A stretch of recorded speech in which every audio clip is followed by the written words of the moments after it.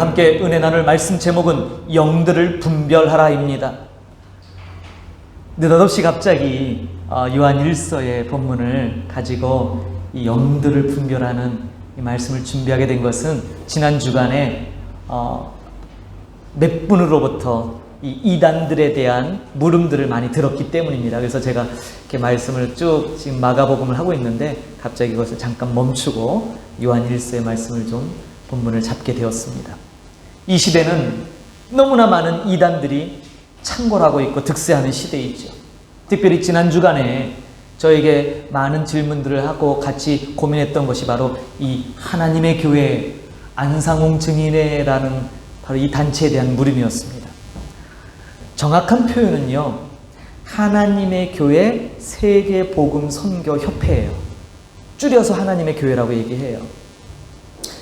이들은 특히 어린아이를 둔 젊은 부녀들을 집중 포교 대상으로 삼고 있어요. 특별히 이들이 강조하는 교리는 유월절, 안식일 이런 것들이에요. 유월절 지켜야 되고 안식일 지켜야 된다는 거죠. 그리고 우리가 지키는 크리스마스, 이교도들의 태양신을 숭배하는 날이라 해서 이 성탄절을 우리가 하는 이것을 아주 죄악시하고 있죠. 안상홍 증인회라고 일컫는 하나님의 교회는 1월 13일이 성탄절이에요. 안상홍님이 태어나신 날 1월 13일. 재밌죠? 이 사람을 좀 조금 소개할 필요가 있어요. 1918년도생입니다. 1918년도생인데 이게 뭐 중요할까? 이분이 1948년도에 침례를 받았어요. 몇 살이죠? 30살. 예수님처럼 30살에 침례를 받았다, 세례를 받았다라는 거예요. 이게 왜 중요하냐면 이들의 교리가 구약에서 기인하기 때문이에요. 구약에 하나님이 이 땅에 하나님 나라의 그 모형으로 준 것이 다윗의 왕국입니다. 그래서 다윗이 40년을 통치하죠. 예수님이 이 땅에 오셔서 3년 동안 공생의 삶을 사셨어요. 뭐 3년 반이란 말도 있지만 어쨌든 한 3년 정도 하셨는데 40년에서 3년밖에 사역을 안 했다는 거예요. 호세아서에 나오는 말씀을 근거로 그들이 이것을 추론하는데 억지죠. 다윗처럼 제2의 다윗인 참된 왕이신 예수 그리스도께서 3년밖에 사역을 안 했기 때문에 나머지 37년을 안상홍님께서 오셔서 가르치며 사역을 한다라는 거예요. 이게 그들의 핵심 교리예요. 이분은 1985년도에 죽으셨어요. 죽음의 이유가 뭐냐? 멸치국수 드시고 급작스러운 사망하셨어요. 지병이었던 뇌일혈 그 증상으로 멸치국수 잡수시고 썩으셨어요. 이 사람이 죽고 나서 그 교회, 이분이 1964년도에 부산에서 이 하나님의 교회를 처음 시작해요. 이 교회의 성도였던 집사 부부인데 이혼했죠. 그리고 이 안상홍 씨가 죽자 스스로 안상홍의 아내라고 주장하는 장길자라는 이 여자 교주가 등장합니다. 그리고 이분이 지금까지 어머니 하나님으로 신격화돼서 교단을 이끌고 있죠. 하나님께서 직접 말씀을 하면 신빙성이 떨어지잖아요. 신비감이 떨어지니까 대언자가 있어요.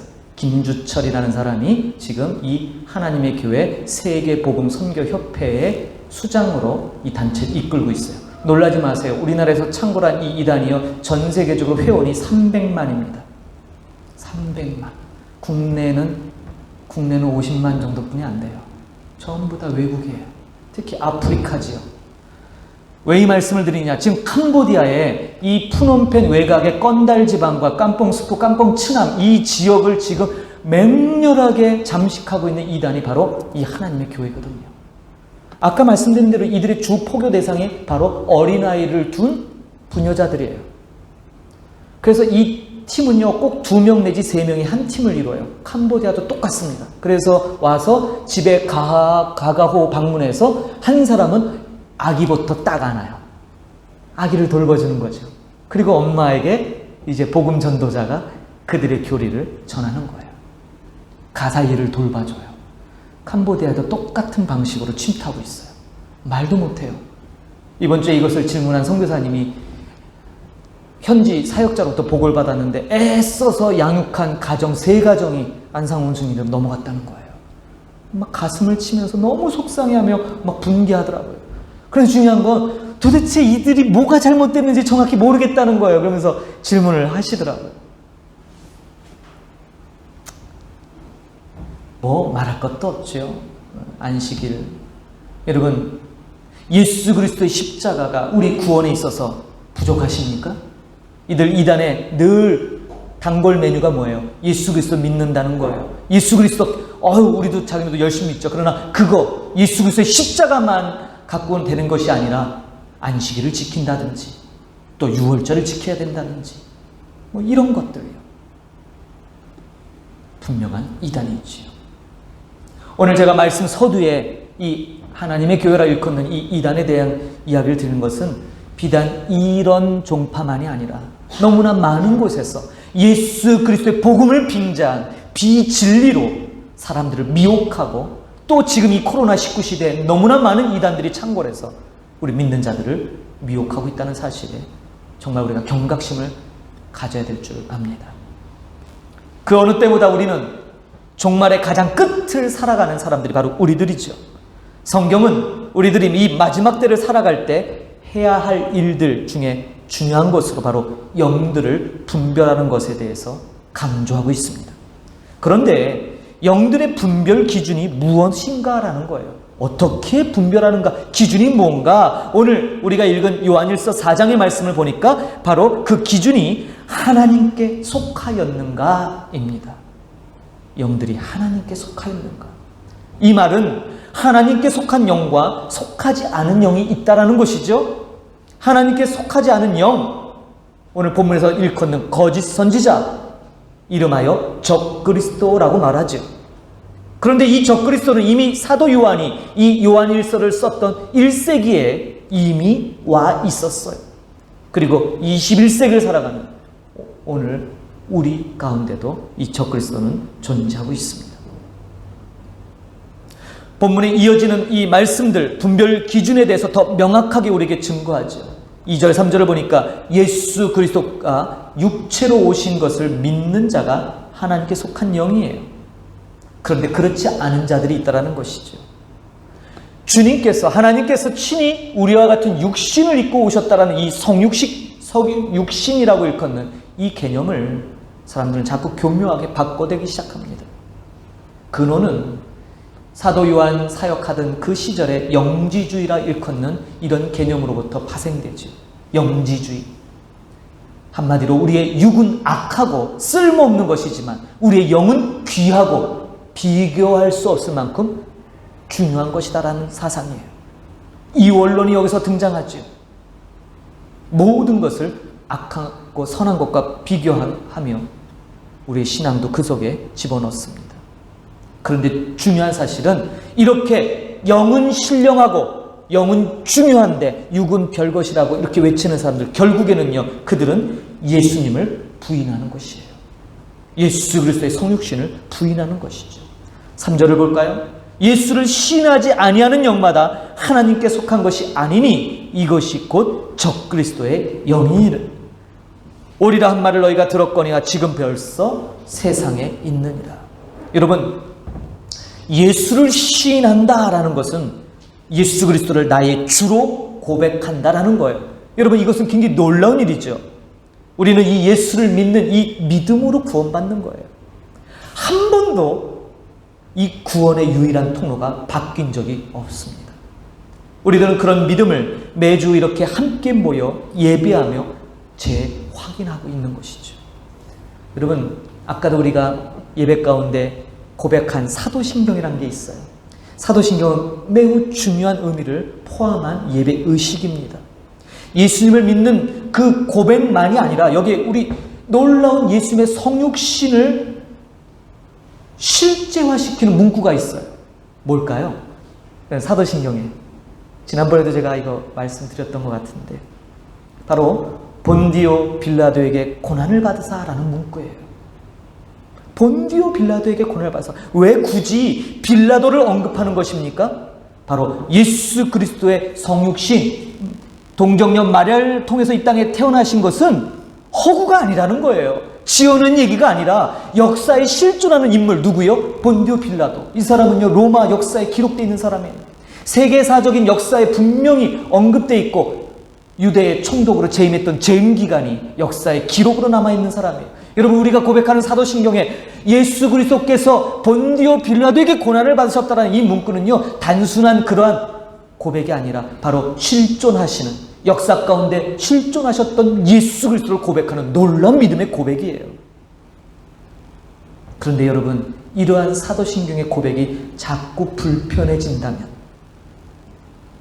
그리고 그런 사도신경의 몇몇 구절들의 오늘날 해석으로 비춰볼 때 옳지 않은 어떤 그런 내용들이 좀 삽입됐다 해서 점차 우리가 그것을 의미 없는 일로 치부하고 구시대적인 그런 유산에 치부하면서 사도신경 무용론을 주장하는 요즘 세대를 보면 여러분, 우리는 좀 더 영적으로 더 분별해야 되는 그런 시대를 살고 있는 것 같습니다.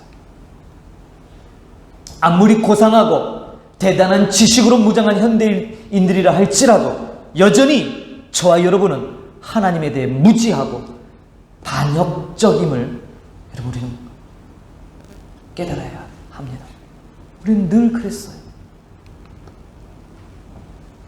많은 이들이 이제는 예수님의 성육신을 부인하지 않아요. 심지어 이단들조차도 이제 예수 그리스도께서 육체로 오신 것을 부인하지 않습니다. 그러나 여전히 예수 그리스도를 대신하고자 하는 시도는 끊임없이 이루어지고 있죠. 누군가 예수님으로부터 전적인 능력을 위임받았다는 거예요.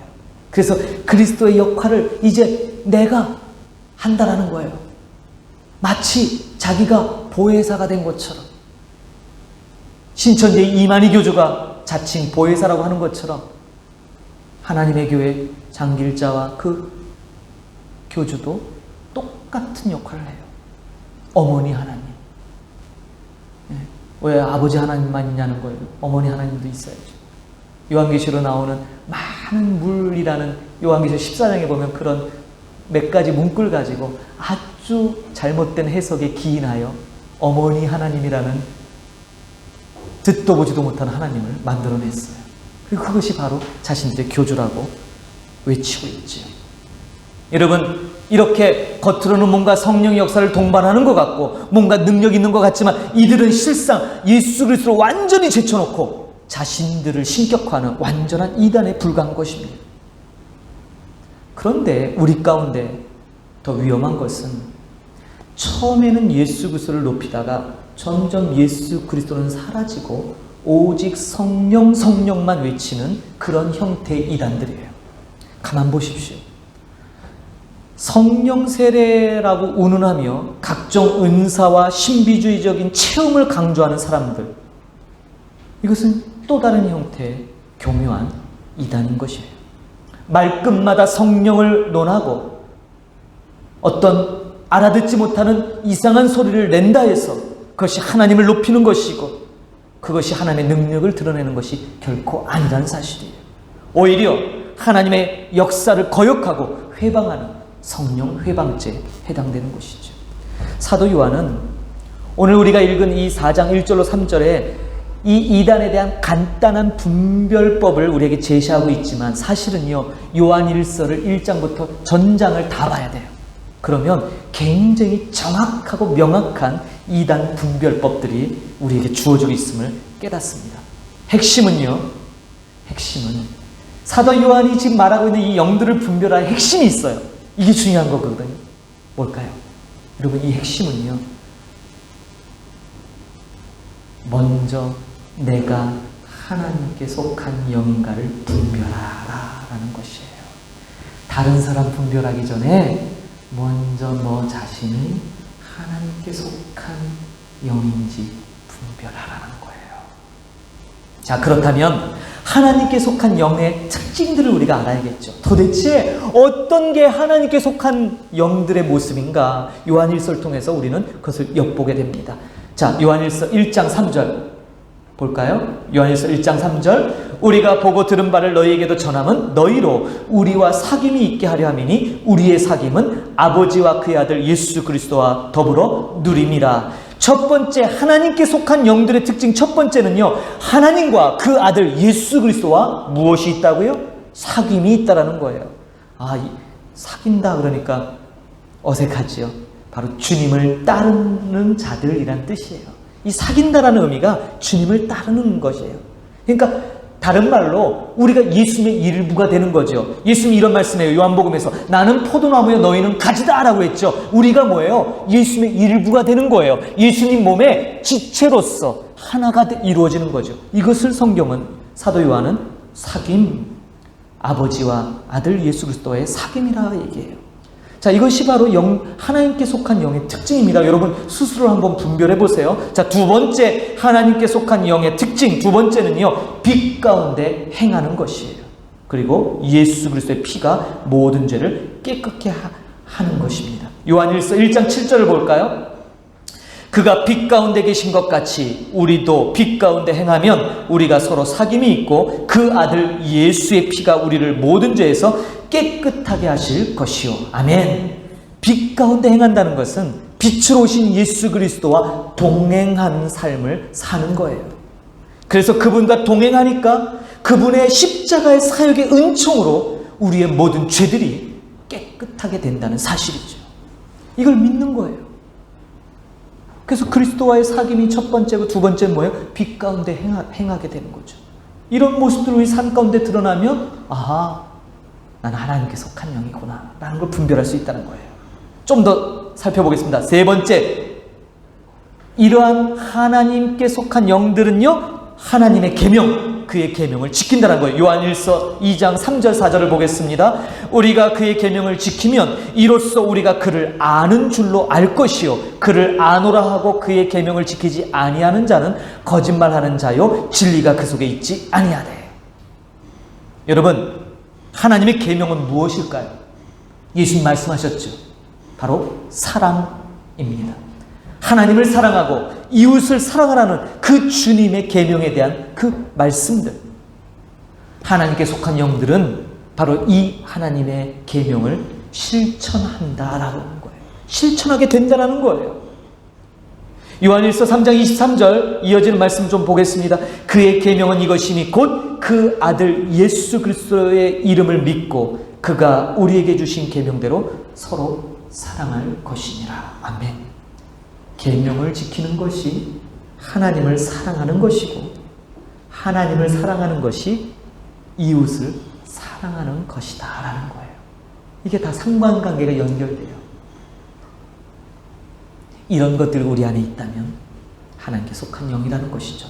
네 번째, 하나님께 속한 영들의 특징을 봅니다. 네 번째는요, 이 세상의 것들을 사랑하지 않게 된다는 거예요. 요한일서 2장 15절 16절을 봅니다. 이 세상이나 세상에 있는 것들을 사랑하지 말라. 누구든지 세상을 사랑하면 아버지의 사랑이 그 안에 있지 아니하니 이는 세상에 있는 모든 것이 육신의 정욕과 안목의 정욕과 이생의 자랑이니 다 아버지께로부터 온 것이 아니요 세상으로부터 온 것이라. 그렇습니다. 세상의 모든 것은 육신의 정욕, 안목의 정욕, 이생의 자랑들이에요. 하나님께 속한 자들은 이런 것들로부터 분리되어지는 것이요. 혹시 이 말씀 들을 때 여러분 안에 불편함이 느껴지십니까? 왜 불편함이 느껴질까요? 아직 여전히 저와 여러분 안에 이런 것들이 남아있기 때문일 거예요. 사실 예수 그리스도를 믿으면서 이런 세상 것들을 함께 가지고 간다는 건 절대 말이 되지 않는 거예요. 양립할 수가 없죠. 그런데 이것을 양립할 수 있다고 주장하는 게 무엇입니까? 바로 번영신학이에요. 예수 믿으면 무조건 잘 되고 부자가 돼야 되고 이런 거. 여러분, 육신의 정욕, 안목의 정욕, 이생의 자랑은 예수 그리스도의 가치와 함께 있을 수 없는 것이에요. 그런데 여러분, 이상한 사실은 우리가 예수님을 믿으면서도 우리 안에 이런 것들이 남아있다는 사실이에요. 그럼 저와 여러분은 하나님께 속한 영이 아니네요. 큰일이네요. 어떻게 이걸 해결해야 될까요? 여러분, 복음을 알고 난 이후에 우리 안에게 이뤄지는 놀라운 일들을 우리가 이해할 필요가 있죠. 우리 안에 있는 세상의 가치, 이러한 육신의 정욕, 안목의 정욕, 이생의 자랑, 이런 것들이요, 예수 믿으면서 어떻게 돼요? 불편해지기 시작해요. 한꺼번에 뽑혀나가는 것이 아니라 불편해지기 시작한다는 거예요. 그리고 시간이 지나면서 점점 그러한 가치들이 약해지고 우리 안에서 빠져나가기 시작한다는 사실입니다. 만약 이런 상태, 뭔가 이제 이전에는 옳다고 여겼던 것들이 불편함을 느끼기 시작하며 다르게 행동하게 된다면, 그래서 정말 우리 안에 있는 육신의 정욕, 안목의 정욕, 이생의 자랑들이 점점 약해지고 그리스도의 법이 점차로 저와 여러분의 삶을 지배하기 시작한다면 분명한 것은 여러분은 하나님께 속한 영들이란 사실이에요. 할렐루야.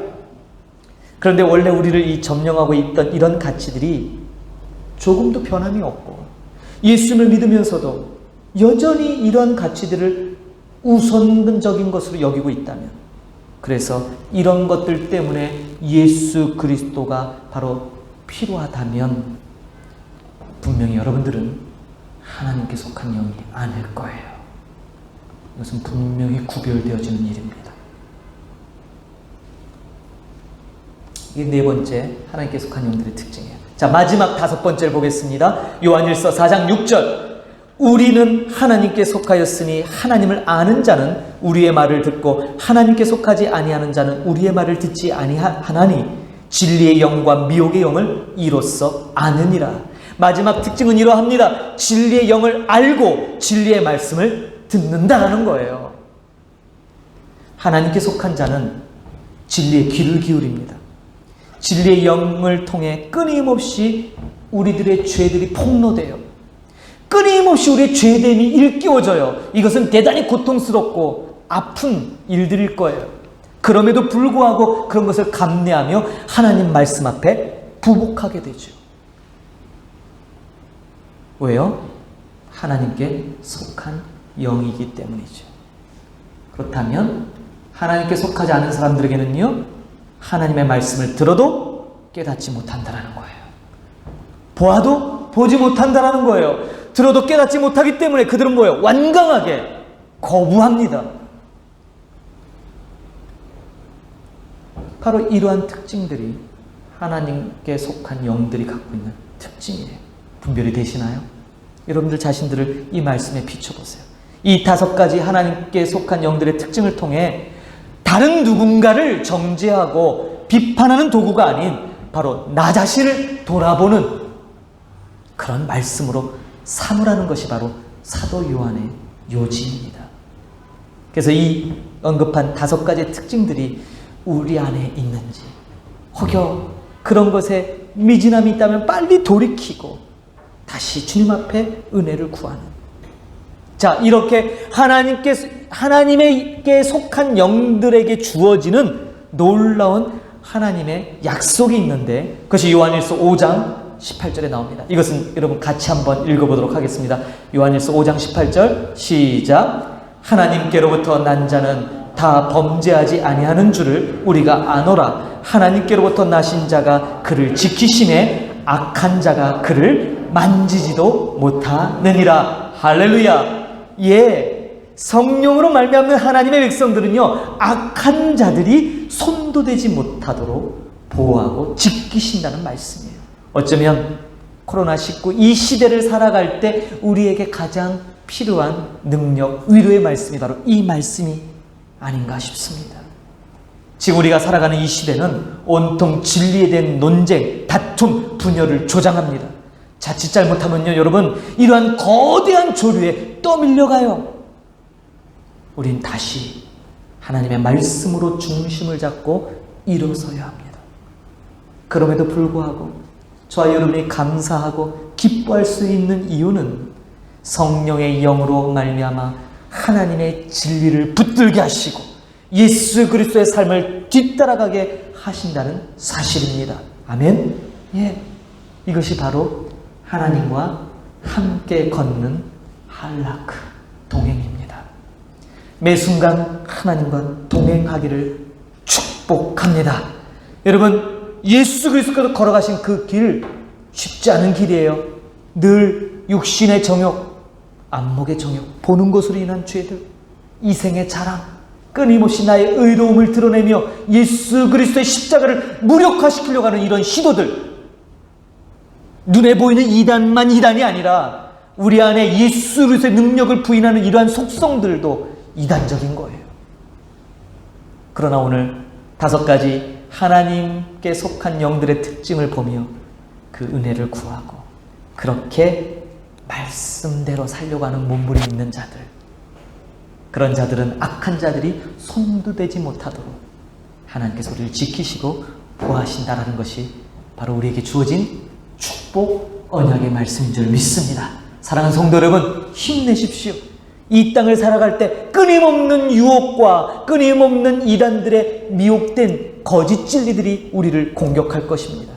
그러나 그런 것들로부터 휘둘리지 않고 하나님께 속한 영들로서 분명한 기준을 가지고 그렇게 예수 그리스도의 가치를 실천하며 여러분의 삶으로 그 믿음을 증명하며 사실 때 하나님께서 저 여러분에게 언약해 주신 이 모든 축복의 말씀을 그대로 이루어 주실 줄 믿습니다. 할렐루야. 그래서 오늘 결단 찬양, 우리 주님만 사랑하겠습니다. 다시 고백해. 우리는 매 순간 이 고백해야 돼요. 오늘 결단 찬양 우리 같이 나눌 때 간절함으로 주님 앞에 결단하는 시간 되기를 소망합니다. 함께 일어나셔서 주님만 사랑하리 고백하겠습니다.